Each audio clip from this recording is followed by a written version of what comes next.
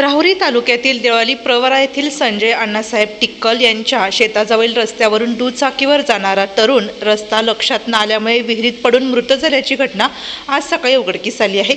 याबाबत समजलेली माहिती अशी की देवळाली प्रवरातील लाख रोड परिसरातील सुनील बाळासाहेब तुपे वय वर्ष 32 या तरुणाची MH17 CP 9849 या क्रमांकाची दुचाकी बिरोबावाडी देवळाली प्रवरा रस्त्यावरील संजय अण्णासाहेब टिक्कल यांच्या शेतातील विहिरीच्या काठावर आढळून आल्याने दुचाकीवरील तरुण विहिरीत पडला की काय अशी शंका व्यक्त केल्याने देवळाली प्रवरा नगर परिषदेच्या अग्निशमन पथकाने गळाच्या साह्याने विहिरीत त्या तरुणाचा शोध घेतला असता तरुणाजवळ असलेली बॅग गळाला लागली। त्यावरून अंदाज बांधून गळाच्या साह्याने सुनील तुपे या तरुणाचा शोध घेण्याचे ठरले। स्थानिक तरुण व नगर परिषद अग्निशमन कर्मचाऱ्याच्या मदतीने अथक परिश्रमानंतर अखेर तरुणाचा मृतदेह गळाला लागला।